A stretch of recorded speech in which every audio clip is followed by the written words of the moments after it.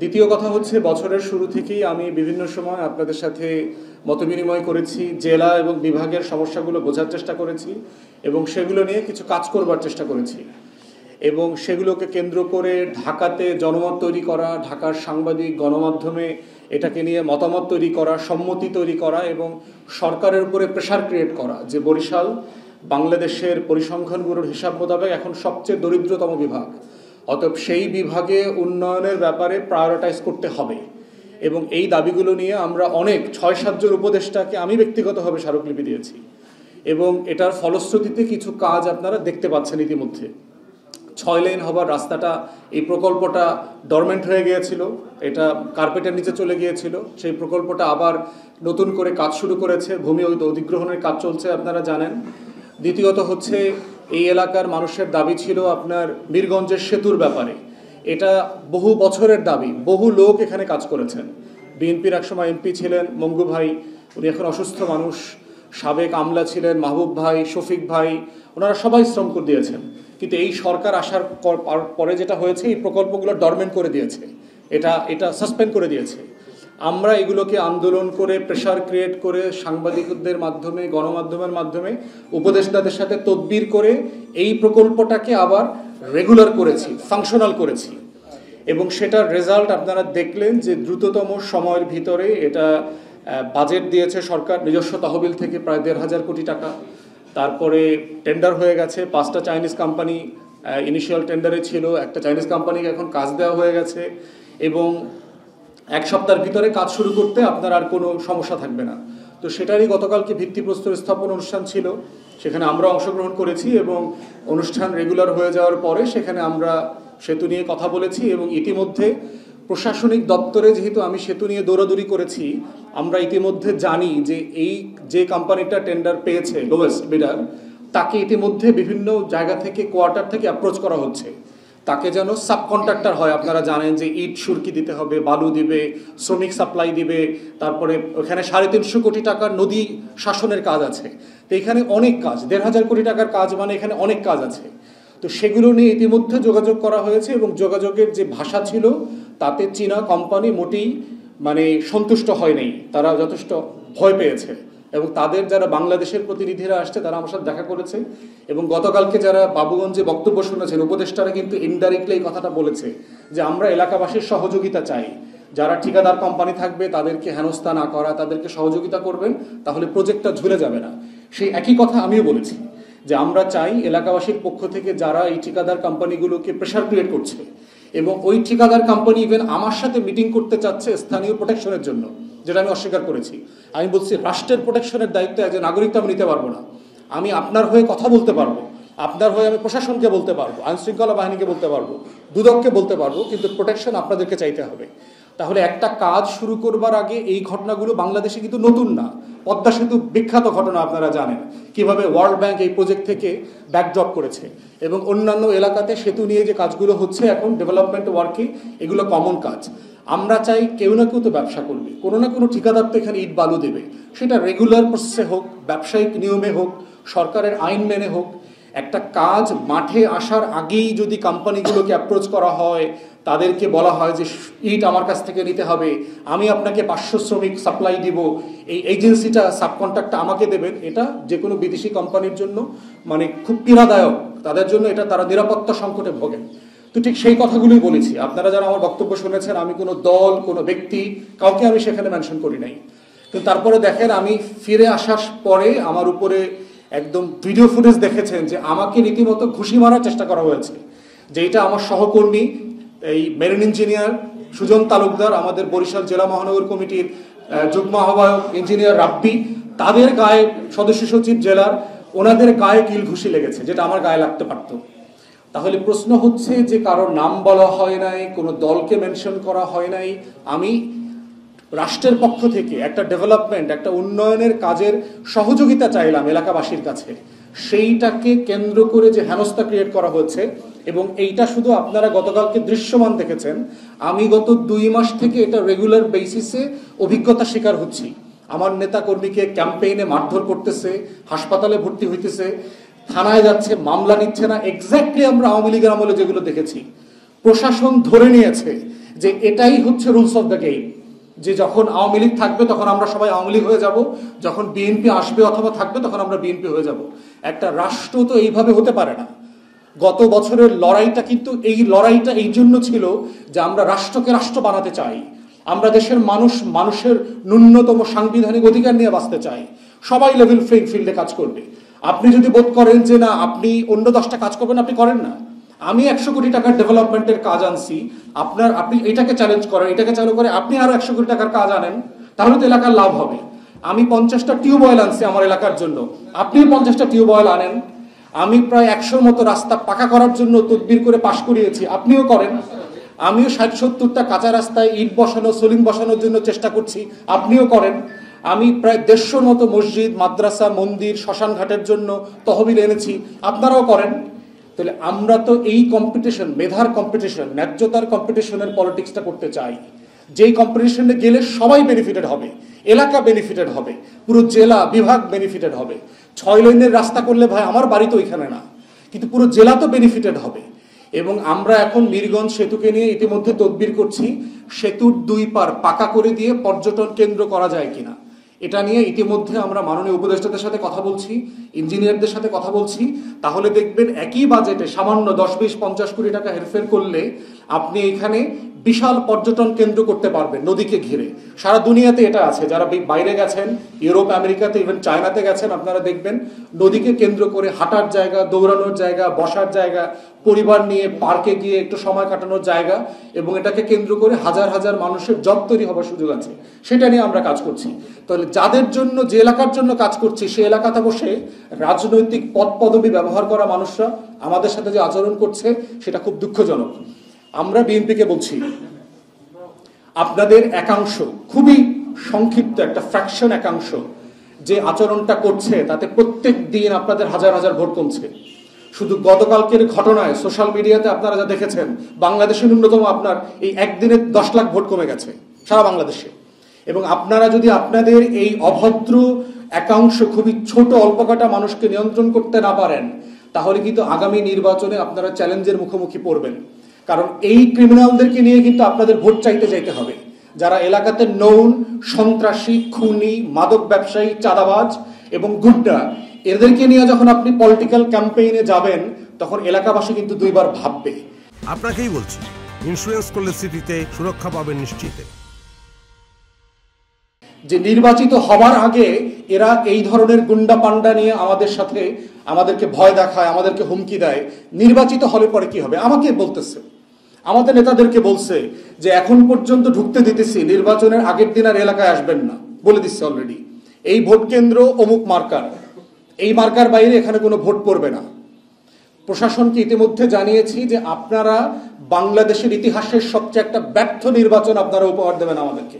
শুধু বরিশালের এক্সাম্পল দিয়ে যদি বলি, ডিসির সামনে গত পরশুদিন কি হয়েছে আপনারা দেখেছেন। বুলাদিন নাজিরপুরে একজন সচিব আসছেন, মাননীয় এলজিআরডি সচিব আসছেন এখানে, তারপরে একজন উপদেষ্টা জুমে অ্যাটেন্ড করেছেন, সেই প্রোগ্রামটা ভণ্ডুল করে দিয়েছে। একটা তো হচ্ছে রাজনৈতিক দলের আচরণ, যেটা আওয়ামী ফ্যাসিবাদের আমলে আমরা দেখেছি, এবং বিএনপির একাংশের আচরণ ঠিক একই রকম ভাবে নব্য আওয়ামী ফ্যাসিবাদের মতো মনে হচ্ছে। এবং এটা বলে দিতে চাই আপনাদেরকে, হাসিনার ফ্যাসিবাদের সময় কিন্তু আমরা চুপসে যাই নাই, আমরা কিন্তু গ্রুমের থ্রেশহোল্ডকে ওভারকাম করে পলিটিক্স করেছি এবং রাস্তায় ছিলাম। আপনারা ভাববেন না যে আমরা চুপসে লেজ গুটায় ঢাকায় পালায় চলে যাব, আমরা সেই নাম দিয়ে রাজনীতি করি না। অতএব আপনারা পরিবর্তন হবেন, তা না হলে গত বছরের কথাটা মনে রাখেন। কিন্তু গত বছর সারা বাংলাদেশ কিন্তু আওয়ামীময় বাংলাদেশ ছিল। আগস্টের আগের বাংলাদেশ কিন্তু শেখ পরিবারের বাংলাদেশ ছিল। সারা বাংলাদেশে মনে হতো সবাই আওয়ামী লীগ হয়ে গেছে, তাদেরকে আজকে দেশ ছেড়ে পালাইতে হয়েছে। অতএব আমাদের অনুরোধ, দয়া করে শুধু গণতন্ত্রের রাজনীতিটা করেন, আসেন দেশকে ভালোবেসে একটা ভালো রাজনীতি করি, সবাই মিলে করি, দেশটাকে বদলে যাই। শহীদ জিয়ার রাজনীতিটা করেন আল্লাহর ওয়াস্তে, বেগম জিয়ার রাজনীতিটা করেন। সেই রাজনীতি তো আপনারা করতেছেন না, আপনারা আওয়ামী লীগের রাজনীতি করতেছেন। অতএব বিএনপিকে বলছি, আপনারা তদন্ত করবেন, ভিডিও ফুটেজ আছে, বাইরে পিছনে কারা কারা উস্কানি দিচ্ছে আমরা সবাইকে চিনি, সবার নাম জানি, তাদেরকে বের করে দলীয় শৃঙ্খলার মধ্যে আনবেন। যা যা করা দরকার এর দায় আপনাদের। তা না হলে প্রত্যেক দিন রাজনৈতিকভাবে গণতান্ত্রিক মূল্যবোধ নষ্ট করবার জন্য আপনারা জাতির কাছে দায়বদ্ধতার শিকার হবেন। এবং 1 মাঘে কিন্তু শীত যাবে না। আজকে আমার দল ছোট, আজকে হয়তো আপনি মনে করছেন আমার হাজার হাজার লোক ওয়ার্ডে ইউনিয়নে নাই, আপনারাও কিন্তু ছোট দল ছিলেন, আপনারা বড় দল হয়েও কিন্তু গত 16 বছর আওয়ামী লীগকে ফালাইতে পারেন নাই, ওগুলো কিন্তু আমরা জানি। অতএব এই সকল রাজনৈতিক বাস্তবতা মেনে নিয়ে আপনারা একটা স্বচ্ছ রাজনীতি করবেন। আপনারা বড় দল, আপনারা ক্ষমতায় যাবেন, ছোট দল এবং অন্যান্য প্রার্থীর নিরাপত্তা দেওয়ার দায়িত্ব আপনাদের, শুধু প্রশাসনের না, আপনাদেরও। কারণ সে যেন একটা নিরাপদ ক্যাম্পেইন করতে পারে, সে যেন এলাকায় কথা বলতে পারে। আজকে কালকে আমার অনেকগুলো মিটিং ক্যান্সেল করতে হয়েছে, কারণ প্রচন্ড রকম হুমকি দিচ্ছে এলাকাগুলোতে গিয়ে, গ্রামবাসীদেরকে গিয়ে হাত পাও ভেঙে ফেলবে, রামদা কোপাবে, কতটা কোন দোকানে কয়টা রামদার অর্ডার দেওয়া হয়েছে এগুলো পর্যন্ত বলতেছে আমাদেরকে। তো এই লেভেলে একটা ভালো নির্বাচন হবে? এই বাস্তবতা দেশে একটা লেভেল প্লেইং ফিল্ড নাই। এই প্রশাসন, এই ডিসিএসপি, এই পুলিশের আইনশৃঙ্খলা বাহিনী দিয়ে একটা ভালো নির্বাচন হবে? গতকালকের পুরো ঘটনার সময় বাবুগঞ্জের ওসি থেকে শুরু করে পুরো টিম উপস্থিত ছিল, কিচ্ছু করে নাই, কিচ্ছু করে নাই এরা, শুধু বাসি একটা দুইটা বাসি দিছে, দাঁড়ায় আছে। অতএব এই বাস্তবতায় আমি সরকারকে আহ্বান করছি যে গতকালকের আইন শৃঙ্খলা বাহিনীর যারা যারা এখানে নিশ্চুপ ভূমিকা রেখেছে, গতকালকে যে বাবুগঞ্জের ওসি ছিল তাকে সাসপেন্ড করতে হবে, তদন্ত করে বিচারের মুখোমুখি করতে হবে কাদের কারণে এটা হয় নাই। ইকুয়ালি মুলাদিও আমার একই আসনে, নাজিরপুরে যে ঘটনা ঘটেছে, আপনারা ডিসিএসপিরা যদি দৃষ্টান্তমূলক ব্যবস্থা না নেন তাহলে এইখানে কোনো ভালো নির্বাচন হবে না। বাবুগঞ্জে যতটুকু যাতায়াত ব্যবস্থা আছে, যারা মুলাদি চেনেন, এটা কিন্তু আরো রিমোট এরিয়া, বহু এলাকা আছে, আপনি বোট ছাড়া, দিনের বেলা ছাড়া সেখানে ক্যাম্পেইন করতে যেতে পারবেন না। 3টা জেলার মিলনস্থল আছে সেখানে, ক্রাইম জোন আছে সেখানে, ওখান থেকে আপনি, ওখানে বোমার ফ্যাক্টরি আছে, শত শত বছর ধরে ওই এলাকার মানুষ বোমা বানায়। এই অঞ্চল থেকে আপনি ভালো নির্বাচন উঠায় নিয়ে আসবেন? বোকার স্বর্গে বাস করছি আমরা এই দাবিগুলো। এবং শুধু তাই না, গতকালকের ঘটনার আগে বরিশালের প্রশাসনের প্রত্যেককে আমি জানিয়েছি আজকে এরকম একটা ঘটনা ঘটার সম্ভাবনা আছে, যেহেতু এর আগের দিন বুলাদিতে এটা ঘটেছে, আপনারা সতর্ক থাকেন এবং ব্যবস্থা নেন। ওনারা কোনো ব্যবস্থা নেন নাই। এবং সেখানে যদি আপনারা ভিডিও ফুটেজ দেখেন, আমার 5 থেকে 600 লোক ছিল সেখানে, গুন্ডা বান্ডা ছিল কিন্তু মাত্র 30-40 জন।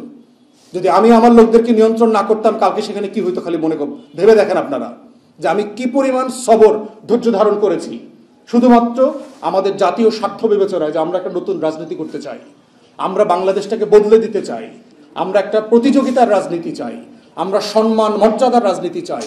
ন্যূনতম গুন্ডা পান্ডামি চাঁদাবাজি এদের রাজনীতি আমরা দেখতে চাই না, যারা খুনের আসামি, মামলার আসামি, বিভিন্ন সময় মাদকের ব্যবসা করে, এই ধরনের আসামিগুলো মিলে একসাথে আমাদেরকে অবাঞ্ছিত ঘোষণা করতেছে, আমরা কি এলাকায় গেলে আমাদের হাত পা ভেঙে দিবে। তো এই জন্য আমাদের বক্তব্য খুব পরিষ্কার, সিম্পলি বিএনপি এবং প্রশাসনকে বলছি, নির্বাচনের পরিবেশ তৈরি করবার জন্য যার যেখানে যতটুকু অবদান রাখবার সুযোগ আছে, দায়িত্ব আছে, দয়া করে সেই দায়িত্ব পালন করবেন। জনাব তারেক রহমান, আপনি বারবার ওয়াদা দিয়েছেন, বারবার বলেছেন 31 দফার যে সংস্কার প্রস্তাব, তার উপরে আপনি বাংলাদেশ ঢেলে সাজাবেন। সেই ঢেলে সাজানোর আগে আমরা দেখতে চাই আপনি আপনার দলকে ঢেলে সাজাচ্ছেন। দলের ভিতরে ক্রিমিনাল এলিমেন্ট রেখে আপনি যে বাংলাদেশটা করতে চান, শহীদ জিয়ার বাংলাদেশ, সেটা আপনি করতে পারবেন না, বেগম জিয়ার সেই বাংলাদেশটা করতে পারবেন না। অতএব আমরা বারবার বলছি, এবং খুবই হতাশ হচ্ছে, রিসেন্টলি যাদেরকে বহিষ্কার করা হয়েছিল, যাদের পদ স্থগিত করা হয়েছিল, তাদেরকে পদ ফেরত দেওয়া হচ্ছে, তাদের বহিষ্কারাদেশ উচ্চ করা হচ্ছে, এবং তারা নৌন গুন্ডা যার যার এলাকাগুলোতে সারা দেশে। এইটা নির্বাচনের আগে কোনো ভালো লক্ষণ না, এইটা 31 দফার সংস্কারের ভাষা না। অতএব আমরা আহ্বান করছি সকল রাজনৈতিক দলকে, দয়া করে আসেন, আমরা গণ অভ্যুত্থানের পরের একটা সত্যিকারের বাংলাদেশ গড়ি, একটা গণতান্ত্রিক বাংলাদেশ গড়ি। আপনি আমার বিরুদ্ধে মিছিল করেন, আমার বিরুদ্ধে কথা বলেন, আমার বিরুদ্ধে বক্তব্য দেন, আমার যুক্তি খণ্ডন করেন, সবকিছু করেন, সবকিছু বৈধ, কিন্তু গায়ে হাত তুলবেন কেন? আপনি অবাঞ্ছিত করার চেষ্টা করবেন কেন? আপনি আমার নেতাকর্মীদেরকে হুমকি দিচ্ছেন কেন? মারছেন কেন? আপনি প্রোগ্রামে আসা লোকদেরকে বাড়িতে বাড়িতে গিয়ে হুমকি দিচ্ছেন কেন? বৃদ্ধ ভাতা বন্ধ করে দেবেন, চাল ডালের যে ওই যে ভাতা দেয় সেই চালের বন্ধ করে দেবেন, সেগুলো কেন দিচ্ছেন আপনারা? চাল ডাল তো আপনার বাপের টাকায়, আপনার দলের টাকায় আপনাদেরকে দেওয়া হয় না, তো রাষ্ট্রের টাকায় দেওয়া হয়। তো দলের লোকরা এই হুমকি দিবে কেন? গরু চোর, যখন মাছ চাষ বন্ধ থাকে সেই সময় ওই জেলেদেরকে যে গরু দেবার কথা, সেই গরু টিএনও অফিস থেকে চুরি করে নিয়ে গেছে, এমন চোর চোরটারা আমাদেরকে অবাঞ্ছিত ঘোষণা করে, বলেন দেখি। এরকম একটা সোনার বাংলাদেশে আমরা বাস করছি এখন। অতএব সেই জায়গায় আমাদের বক্তব্য খুব পরিষ্কার, যেটা বারবার বলেছি, এখনো বলে যাচ্ছি, যে আমরা সর্বোচ্চ ধৈর্য ধারণ করার চেষ্টা করছি, আমরা আমাদের নেতাকর্মীদেরকে নিয়ন্ত্রণ করছি, কিন্তু এইটা অসীম না, এই নিয়ন্ত্রণটা, এটা মাথায় রাখবেন। যারা কালকে কিল ঘুষি খাইছে এরা রাস্তায় ভেসে আসা ছেলে না, এরা সবাই সচ্ছল পরিবারের সন্তান, প্রফেশনাল লোক, কোটি কোটি টাকার মালিক, এরকম শহরের ফ্যামিলির ছেলে। এরা কিল ঘুষি খাইছে মানে হচ্ছে বিষয়টা তারা খুব সহজভাবে লম্বা সময় নেবে না। অতএব আপনারা ভদ্র আচরণ করা শুরু করেন, প্রতিযোগিতা করেন, গণতান্ত্রিক।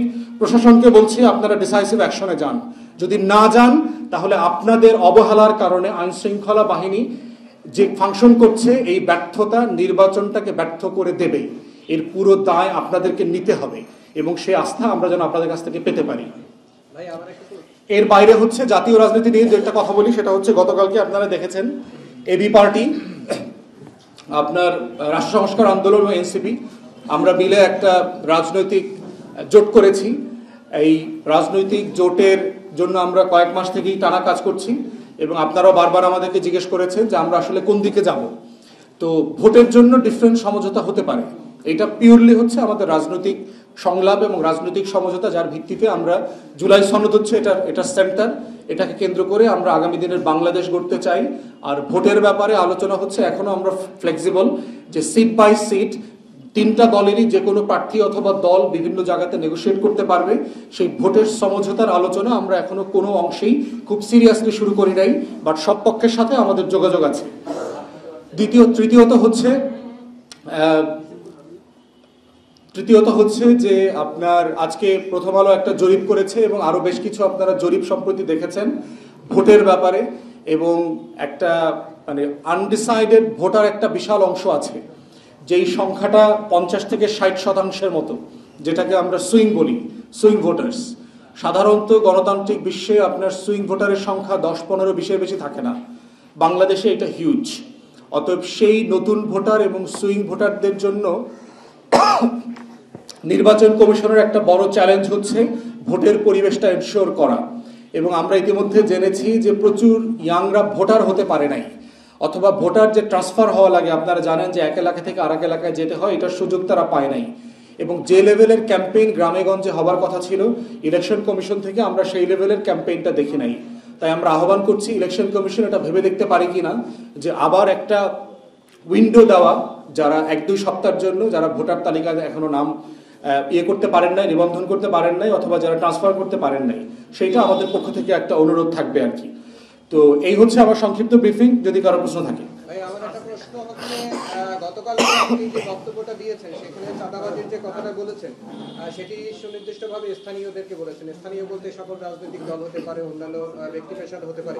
এইখানে আপনি কি কোনো চাপ বোধ করছেন কিনা? কারণ আপনার বিরুদ্ধে আপনি অভিযোগ এনেছেন স্থানীয়দের বিরুদ্ধে, কিন্তু আমরা দৃশ্যপটে পরে দেখলাম এবি পার্টির বিবৃতি দিল বিএনপির বিরুদ্ধে। এই একটা বিষয়। দ্বিতীয় একটা বিষয় হচ্ছে যে গতকালকের যে ঘটনাটি অত্যন্ত ন্যাক্কারজনক, আপনার উপরে হামলার যে ঘটনা, বিগত দিনেও আমরা দেখেছি যে এই ধরনের ঘটনা ঘটেছে অভ্যুত্থান পরবর্তী সময় বা অভ্যুত্থানের আগে।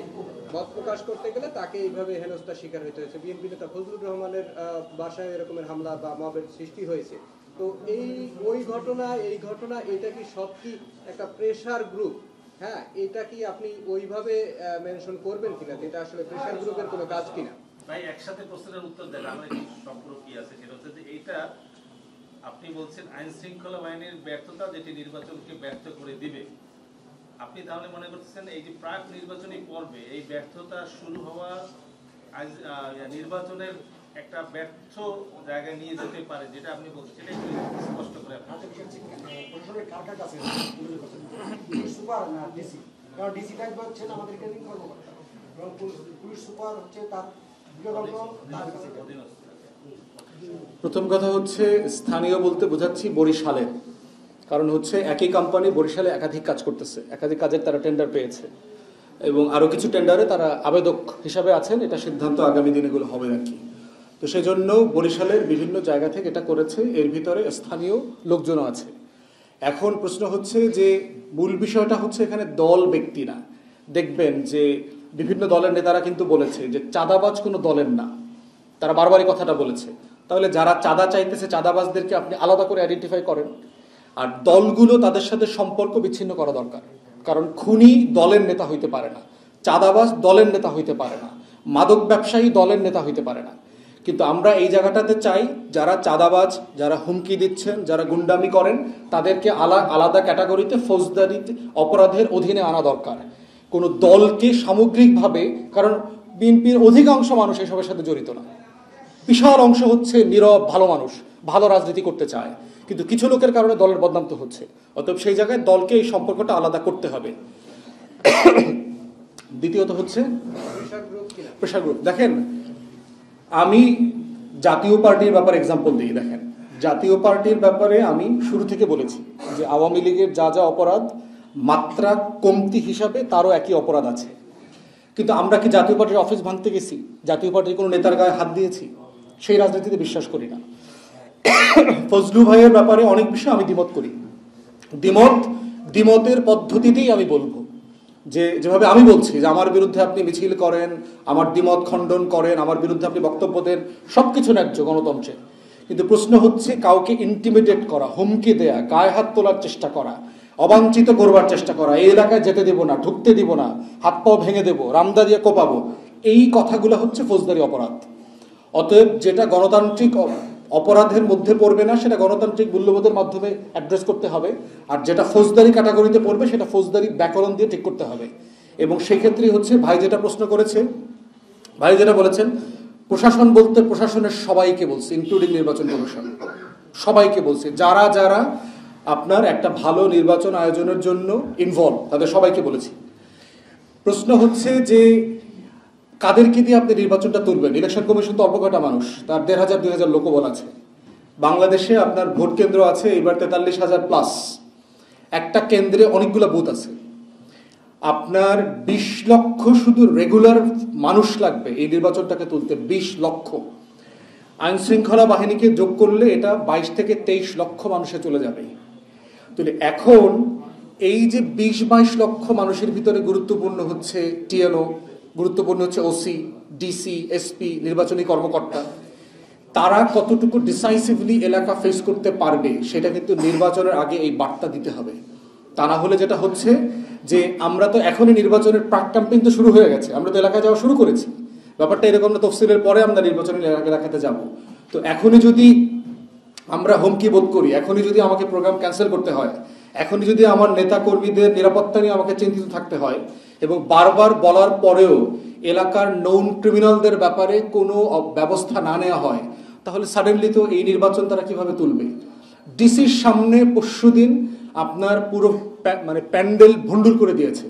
এলজিআইডি সচিব ছিল, এলজিআইডি সচিব মানে কি দেশের 2-3 জন গুরুত্বপূর্ণ সচিবের একজন, তার সামনে পুরো প্যান্ডেল নাস্তানাবুদ করে দিয়ে আসছে। পুলিশের কোনো অ্যাকশন দেখেছেন? কাউকে গ্রেফতার করেছে দেখেছেন?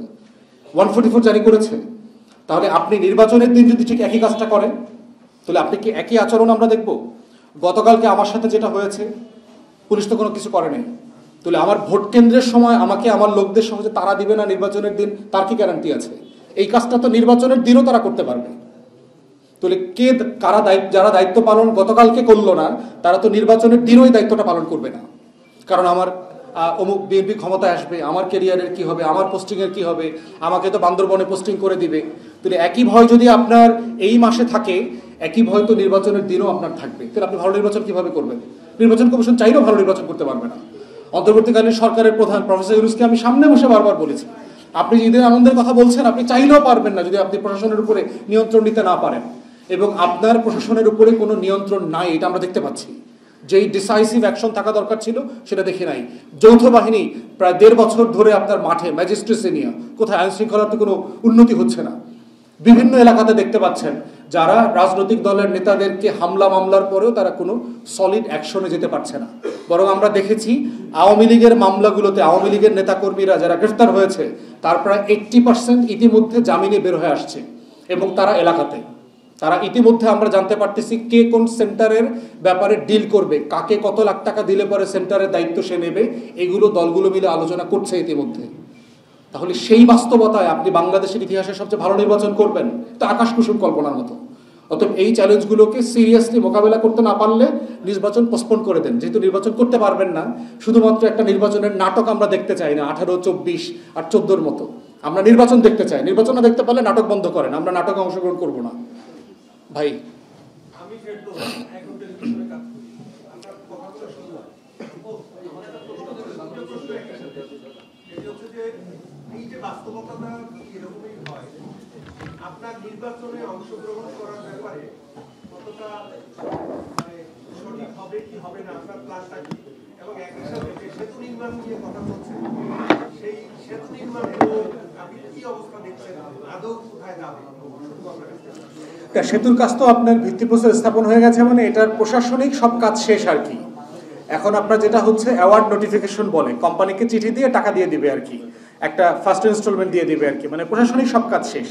তো এটা ধরেন চাইলেই 1-2 সপ্তাহের ভিতরেই তারা মাটি কাটা এবং নদী শাসন করা, যে কাজ করা দরকার ওগুলো করতে পারবে। কাজের ব্যাপারে কোনো সমস্যা নাই, যদি অন্য কোনো মেজর ইস্যু ডেভেলপ না করে। প্রশাসনিকভাবে কাজে কোনো সমস্যা দেখতে পাচ্ছি না। দ্বিতীয়ত হচ্ছে দেখেন, এইটা তো একটা সারা দেশের চ্যালেঞ্জের কথা বললাম। আমার ঘটনার কারণে যেটা হচ্ছে এটা এখন একটু হাইলাইট হচ্ছে, কিন্তু আমরা আমাদের দলের প্রার্থীরা যারা বিভিন্ন জায়গায় প্রার্থিতা করছে, ইভেন দেশের জাতীয় নেতারা দেখেন, জোনায়েদ সাকি ভাই ব্রাহ্মণবাড়িয়াতে গিয়ে হেনস্থার শিকার হয়েছেন, নুরু ভিপি নূর ওখানে গিয়ে হেনস্থার শিকার হচ্ছেন, ওসমান হাদি হেনস্থার শিকার হচ্ছেন, এবং এরা কিন্তু সবাই কিন্তু আমরা একই সাথে আন্দোলন করছি। আমরা কিন্তু সবাই কোনো না কোনো ফর্মে আওয়ামী বিরোধী আন্দোলনে একসাথে প্ল্যাটফর্মে ছিলাম। তাহলে বিএনপি দেখেন তার বন্ধুদেরকে কিভাবে সে ট্রিট করতেছে। তার দলের আভ্যন্তরীণ কোন্দলে 200-250 লোক মারা গেছে। তাহলে বড় দল আকারে তার তো এইখানে সবচেয়ে বেশি দায়িত্ব এই জায়গাটাকে নিয়ন্ত্রণ করার, প্রশাসনের সাহায্য নেওয়া প্রয়োজনে। এবং অনেকেই প্রশাসন অ্যাকশন নিচ্ছে না তার চাকরির ভয়ে, কিন্তু বিএনপি নেতারা যদি একটু দায়িত্ব নিয়ে বলে তাহলে কিন্তু প্রশাসন আবার সাহস পাবে। আমার কথায় কিন্তু সাফিসিয়েন্টলি সাহস পাবে না। অতএব সেই জায়গাতে আমাদের নির্বাচনে অংশ না নেওয়ার ব্যাপারটা যথেষ্ট ঝুঁকিপূর্ণ হয়ে যাচ্ছে, এবং যদি এই ধরনের অনিশ্চয়তা চলতে থাকে বাংলাদেশে বিএনপি ছাড়া কেউ নির্বাচনে অংশগ্রহণ করবে না, এবং এটাই রিয়েলিটি হবে। এখন বিএনপি যদি সেই 2014 সালের মতো এককভাবে নির্বাচন করে জিততে চায়, জিততে পারবে। তাহলে আওয়ামী লীগের পরিণতির জন্য তাকে আবার প্রস্তুত থাকতে হবে, যা যা হয়েছে সেই প্রশ্নের মধ্য দিয়ে। এটা বিএনপির সিদ্ধান্ত যে সে কি সকল দলকে নিয়ে নির্বাচন করতে চায়, না লেভেল প্লেইং ফিল্ড নষ্ট করে দিয়ে সে একা নির্বাচন করবে। এইটা তাকে তার সবচেয়ে বড় দল আকারে তার দায় এবং দায়িত্ব দুটোই বেশি, এবং আমরা আশা করব বিএনপির নেতৃত্ব এখানে রেসপন্সিবল আচরণ করবেন। ভাই, আমার একটা ছোট প্রশ্ন আছে। আপনার মিথুন, আমি বৈশ্বিক টেলিভিশনে কাজ করি। বিষয়টি হচ্ছে আপনার পুরো যে বক্তব্য শুনলাম তাতে আপনি মোটামুটি স্পেসিফিকভাবেই বলেছেন যে কারা এই অপকর্মগুলো করছে। তো আমার প্রশ্ন হচ্ছে দুটো, যেটি আপনি প্রথমে বলেছেন যে সন্ত্রাসী বা যারা এই অকারেন্সগুলো করে তারা কোনো দলের না, বা এই দলগুলো সেই কথাগুলো করছে। এখন আমার প্রশ্ন হচ্ছে দুটো, যে প্রশাসন কোনো অ্যাকশন নিচ্ছে না, তাহলে কি প্রশাসনের কাছে কোনো মেসেজ আছে যে 26-এর নির্বাচনে বিএনপি জয়ী হবে, তারা সরকার গঠন করবে, এই কি বিষয়? আর যদি সেটিই যদি হয় তাহলে আপনাদের করণীয় কি? আপনারা যে স্টেক হোল্ডাররা যারা আছেন এই আন্দোলনে জুলাই পরবর্তী, আরেকটি বিষয় হচ্ছে যে এই যে দলগুলোর যে ছত্রছায়ায় যে অপকর্মগুলো হচ্ছে, যে দলগুলো যে দলেরই হোক তারা যে ব্যবস্থা নিচ্ছে না, এই যে ব্যবস্থা নেওয়ার কারণে আপনারা যে দলগুলো আছেন, ছোট ছোট যে দলগুলো গণ অভ্যুত্থানে ভূমিকা রেখেছেন, তারা কি একই টেবিলে বসে কোনো এদের বিরুদ্ধে কোনো আন্দোলন বা নির্বাচন পূর্ব সময়ের কোনো কর্মসূচি আপনারা দেবেন কিনা? আপনি কিন্তু বলেছেন, কারণ আমরা এইটা বিশ্বাস করি যে বাংলাদেশের বর্তমান মানে অবস্থায় একজন সাধারণ মানুষ কখনো আপনার গায়ে হাত দিতে সাহস করবে না, বা আপনার অনুষ্ঠানে গিয়ে ভুন্ডুল করার সাহস করবে না। যারা করছে তারা সবাই কোনো না কোনো দলের রাজনীতি করে। এই জায়গাটা কি? হ্যাঁ, মানে প্রথম কথা হচ্ছে যে আমরা তো বারবার এই কথাটা বলেছি যে দলীয় ছত্রছায়ায় চাঁদাবাজদেরকে পোষা পালা বন্ধ করেন। এখন প্রশ্ন হচ্ছে এটা কে করতে পারবে? বড় দল আকারে বিএনপি কি করতে হবে, এবং বিএনপি ইতিমধ্যে শুরুর দিকে আমরা দেখলাম সেই অ্যাকশনটা তারা নিয়েছিল, প্রায় 8-10 হাজার নেতাকর্মীকে তারা বহিষ্কার করেছে। কিন্তু দুঃখজনকভাবে সত্য, গত 1 মাসে দেখলাম এদের অধিকাংশের বহিষ্কারাদেশ উজ্জ্ব করেছে। তো এর মানে হচ্ছে তারা বোধ করছে যে আগামী নির্বাচনে তাদের এই গুন্ডা পান্ডাদেরকে কাজে লাগাইতে হবে। কেন লাগবে? আওয়ামী লীগ তো নাই। মানে আপনার মারামারি করার কোনো ভারসাম্য তো নষ্ট হয়ে যায় নাই, যে এখানে আপনার আওয়ামী লীগের মতো একটা গুন্ডা সংগঠনকে আপনার নির্বাচনে ফেস করতে হবে, এই জন্য আপনার এটা দরকার নাই তো। তাদের দলের যে সাইজ, কাছাকাছি সাইজেরও তো কোনো দল নাই। অতএব আপনি ফেয়ার ভালো নির্বাচন করলেই তো আপনি ভোটে জিতে যাবেন, আপনি জনগণের আস্থা ভালোবাসা নিয়ে জিতবেন। অতএব সেই জায়গাতে আমরা যেটা দেখতে পাচ্ছি যে বহিষ্কার করলেও, চাঁদাবাজদেরকে সাইডলাইনে করলেও লোকাল প্রশাসন দেখতে পাচ্ছে যে দলীয় ছত্রছায়ায় তারা টিকে আছে। প্রশাসন তো জানে, তার কাছে তথ্য আছে, এজেন্সির ইনফরমেশন আছে। অতএব তাদের ভিতরে আশঙ্কাটা আছে। প্রশাসন গত আমলে সিরিয়াসলি অ্যাকশন নিতে গিয়ে কি হয়েছে এটার ব্যাপারে একটা ভয় আছে। পুলিশ কমিশন নিয়েই দেখেন ইতিমধ্যে আমরা ঐকমত্য কমিশনে একটা স্বাধীন পুলিশ কমিশন করবার ব্যাপারে যে সিদ্ধান্ত নিলাম সেটাকে ক্ষমতা খর্ব করে করে এমন একটা জায়গায় নিয়ে গেছে এখন, যেটা আসলে একটা আমলাতান্ত্রিক জটিলতা বাড়বে।